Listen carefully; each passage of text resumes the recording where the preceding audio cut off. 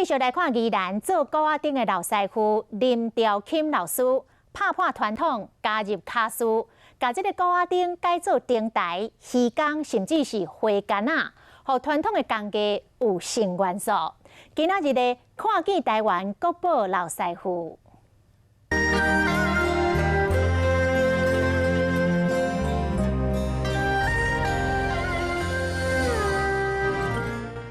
天幕顶面挂真侪高仔顶，有的古典爽雅，有的现代大胆，每一粒拢是独一无二，因为拢是林兆钦老师亲手打造的。那变形啊，你看，那变形，好像一个碗一样，你看到最后，是会变成雨伞。刷一个钮，顶就变形。或者高顶不再敢若是一个模样。65岁伊做过职业军人嘛，伫邮局服务过，看起来敢若是较古板的平凡生活。伫接触到高顶的创作以后，艺术是时髦和同款，创意是源源不断。玻璃瓶或者保特瓶都可以啊，像这个尺寸差不多的啊，把它收起来，有没有？对，好了啊，拉起来，我们可以把它放桌上，对不对？ 里面可以装水啊，可以插花。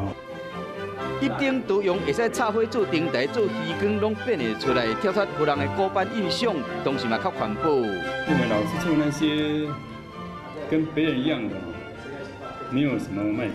材料方面也做一改变，用法、功能方面也做一些改变，让它能够多功能的参与往那个实用性这一方面来做设计。 用家己开发的模啊，用烟线慢慢啊填做骨架。别人无爱废材料，伫林兆钦的眼中拢是宝。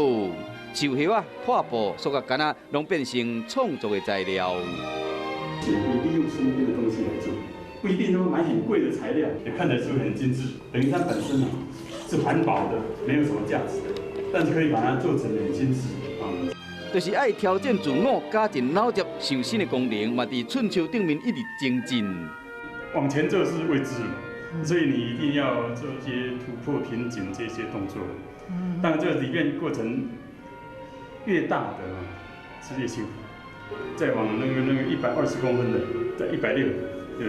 其实我很多作品呢，有时候都一个而已，一个而已，没有说再做第二个，因为都一直在往前走。 虽然辛苦，伊就将食苦当作食补，并且继续精进伊的功夫，期待会使一直发光发热。